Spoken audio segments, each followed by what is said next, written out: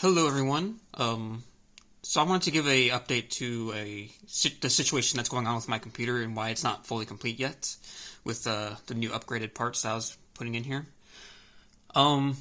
Just so you guys know, it's not a hardware-related problem, so I'm not worrying about a very expensive part being bad or anything. For as far as I can tell, everything's in working order on the hardware side.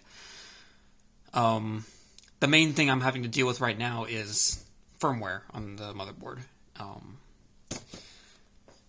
In a nutshell, I was led to believe that any X570 motherboard type for that could fit AM4 processors can run the 5000 series AMD Ryzen processors just fine without any processor or firmware updates. But turns out I was wrong. This motherboard does not have a BIOS flashback feature that allows me to update the firmware without a compatible CPU. So even if I put this in this machine, I can't access the BIOS to then make an update happen. Because that's the only way this motherboard can really update is with a functional processor. There are motherboards out there that can do it without it, but this is not one of them. I didn't really consider that when purchasing the motherboard. So I'm kind of stuck with this because I can't do anything with this right now. I have options. This motherboard can be sent into ASUS to be exchanged for the motherboard that has a compatible BIOS. If that doesn't work out, I can send in the not send in this. I don't need to. I can keep this, but I can send AMD an RMA request for them to send me a boot kit, which basically means they can send me an older processor, like lower end processor, that's compatible with this motherboard already.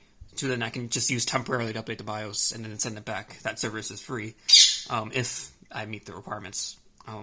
Or I could wait for my friend to get his AMD CPU for his build that he's making pretty soon. But that's not going to be here for a few weeks, so that'd be a long wait. And then I could also probably ask some people on my, like on Facebook or something that are related to me in some way that might have the CPU, but that seems like a reach. I don't know if they wouldn't be willing to do that, but we'll see. But of course, just between people that I already know in real life, I'm not going to ask people on the internet for that. But that's the situation. So yeah, that's completely my fault, I suppose. I was led to believe that any motherboard could flash a BIOS without a CPU, because I knew the BIOS would probably be out of date. I knew that was probably going to be a factor. I knew that, but I didn't put into account that not every motherboard can just flash the BIOS without a CPU. Whoops. So it'll be a few weeks at most before I get this up and running. So no main PC for work for a while, I think.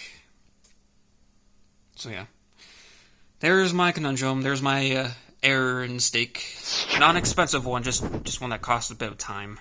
So yeah, I will see you guys later then. Oh boy.